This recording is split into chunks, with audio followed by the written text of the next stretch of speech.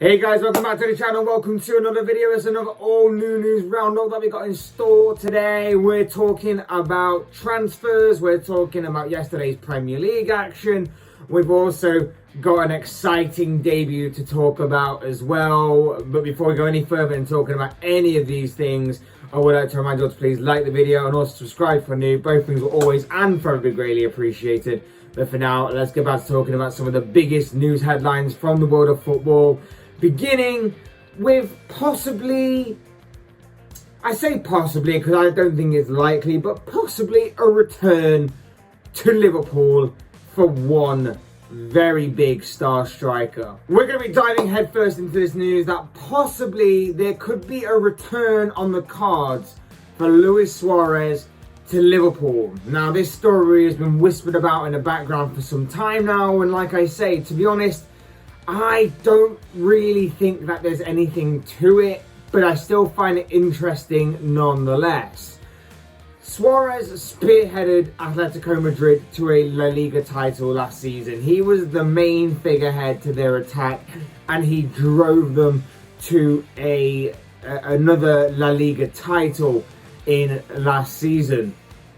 Ever since then, there have been rumoured interest that Suarez to return to Liverpool looked to be on the cards this summer, especially given that Suarez was entering the final year of his contract with Atletico. He's 34 years of age, unlikely to re-sign with the club, and Atletico may be looking to cash in on him now and try and get as much money out of him as possible, given his age and everything that goes along with being Luis Suarez. And of course, with a couple of days left of this transfer window, things are really starting to pick up, and Atletico would then therefore lose him on a free transfer next season if obviously Suarez doesn't re-sign and if he obviously does stay with the club. The Reds have been very inactive in terms of their incomings this transfer window. Only Ibrahima Konate has been the newest addition to their squad throughout the entirety of this summer. And the Reds' transfer business has been mainly outgoings and, of course, tying players down to new contracts and key players at that. And in a transfer window that's already seen Theo Walcott make his return to Southampton a permanent move, Romelu Lukaku returned to Chelsea, and of course Cristiano Ronaldo soon to be officially returning back to Old Trafford to Manchester United. Why not have another return in the form of the Uruguayan striker to Anfield? Of course, we all remember Suarez's time at Liverpool. He spearheaded Liverpool's title charge several years ago, in which he basically posted some phenomenal numbers to say that he missed the opening few games of the season. His goals was incredible that season. He really did shine bright in a fantastic season for Liverpool that saw them just come up a little short of the Premier League title that season. But overall, I do think that a proper striker is something that Liverpool haven't had for a while. I know that that's not what Klopp tends to go for, especially with his time at Liverpool, but Suarez would fit in with Klopp's pressing style and would add depth to an area that I think needs it. The game against Chelsea, where it's pretty much attack versus defence for a full half of football, was seemingly evident of that. But as I say, in my opinion, I don't think Liverpool will be doing any business incoming-wise in the final couple of days of this transfer window. I think it was mainly outgoings that we see at Anfield rather than incomings.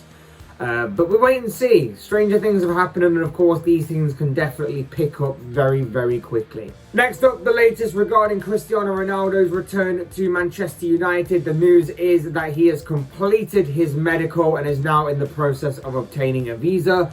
Fabrizio Romano tweeted this morning stating Cristiano Ronaldo has completed his medical as new Manchester United player in Portugal. The contract has been signed, deal until June 2023. Visa process started.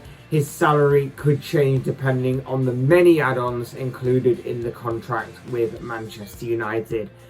His return is very, very close to being made official. It could even be confirmed as this video goes up.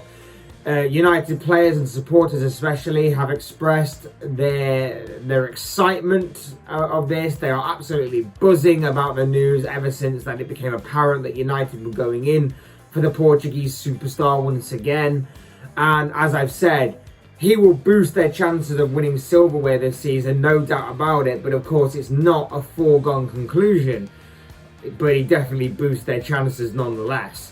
And not only that, but I'm sure that he will be a positive influence for them both on and off the pitch for the entirety of the squad of players who will respect him, they'll look up to him, and as a role model, they'll obviously love him. And he obviously will have that winning mentality that they will love to have within their club, within their squad. So fair play, and it does seem very, very, very, very, very close that Ronaldo's return to United is imminent. Next, we move on to yesterday's Premier League action, beginning with Tottenham, who continued their perfect start to the season following a 1-0 victory over Watford.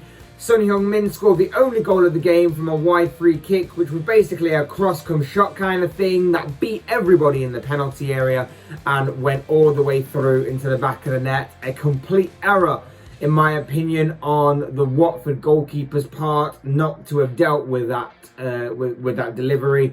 But it did prove to be the only goal of the game, the difference maker on the day, and Tottenham make it 3 wins from 3, all 1-0 victories. Also yesterday, Burnley and Leeds played out a 1-1 draw at Turf Moor. Chris Wood opened the scoring for the home side before Patrick Bamford equalised for Marcelo Bielsa's side, as both sides had to settle for a point apiece there. And in the evening fixture, a below-par Manchester United side came out somehow as winners, came out with all 3 points against the Wolves side, who played some very nice football at times, but ultimately their finishing let them down, which has been the story of their season so far. Mason Greenwood scored the only goal of the game as his strike deflected in off of the Wolves goalkeeper, as Wolves, like I say, played some very nice football. Adama Traore was particularly impressive throughout the entirety of the game, looked very dangerous every time he got the ball, but despite their good play at times and forcing goalkeeper David De Gea into making a superb double save, they didn't take their chances and were ultimately punished by Ole Gunnar Solskjaer's side in what was, in all honesty, a bit of a smash and grab victory. Club football now takes a back seat, of course, as the international break now begins for just under a couple of weeks. Our next story features another twist in the Jules Kounde saga, as it now appears that his move to Chelsea is now off. According to David Ornstein, Chelsea move for Jules Kounde currently off and not expected to resurrect unless Sevilla reduce price. Chelsea thought verbal agreement in place on a fee, but Sevilla raised it by 15 million euros. Barring late twist, Tuchel will go with existing options.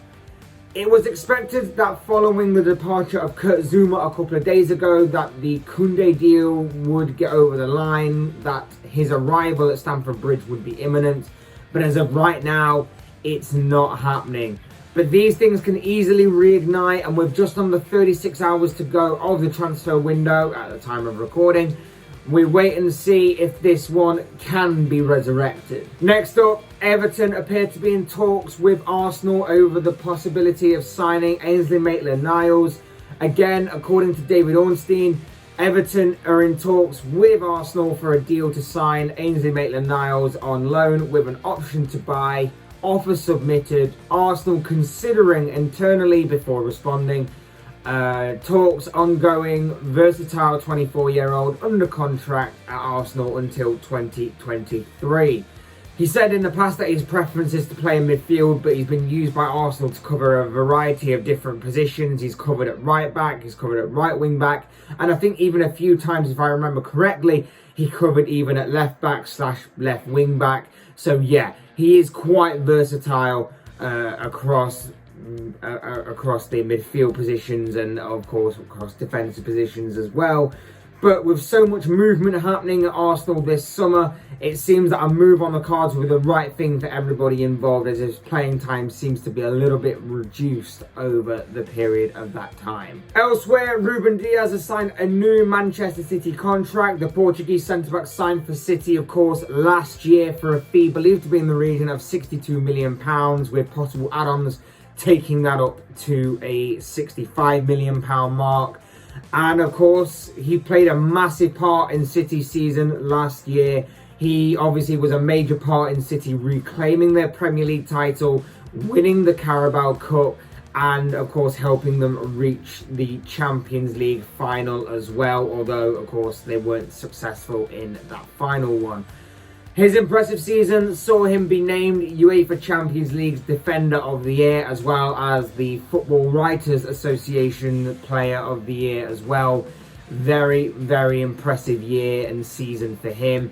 His new deal is a 6-year contract that will see it run until 2027. And finally, we come to Lionel Messi, Kylian Mbappe and PSG, who all won 2-0 last night, as PSG came out as winners and continued their perfect start to the season. Kylian Mbappe, subject to much transfer speculation this past week or so, grabbed both of the goals on the night as Mauricio Pochettino's side made it 4 wins from 4. But unfortunately for Mbappe, for Pochettino, they weren't the ones that most of the spectators wanted to see last night. It was, of course, a spectacular superstar kind of debut that they were all in anticipation of seeing last night for the French club, and that of course came in the form of one Lionel Messi, who came on as a substitute midway through the second half for Neymar, and was greeted not just only by his own fan base but by also the fan base of PSG's opponents last night as well. A very nice, warm reception for the Argentine superstar within his new club and his new league as well. But of course, as I always say, these are just the thoughts, comments, opinions, predictions, whatever you want to call it, of this guy. I want to know what you guys think. What do you make of any of the news stories that I talk about in this video? What do you make of the possibility, however unlikely it may seem, of Luis Suarez to return to Liverpool? What do you make of the Cristiano Ronaldo to Manchester United news? What do you make of yesterday's Premier League action? What do you make of the Jules Kounde saga taking another twist as his move to Chelsea now looks to be off? What do you make of Ruben Dias's new contract at Manchester City? And what did you make of Lionel Messi's debut last night for his new club, PSG? I'd love to hear your thoughts, comments, opinions, predictions, whatever you want to call it, down below in the comment section, because I'm sure they'll all make for interesting reading. Otherwise, hit that like button on the way if you enjoyed the video, subscribe if you're new and want to see more content like this. Both things are always and forever greatly appreciated. And as always, thank you all so much for watching and listening. I've been Fletch, this has been another Fletch Talks video, and I will see you all again soon in another video.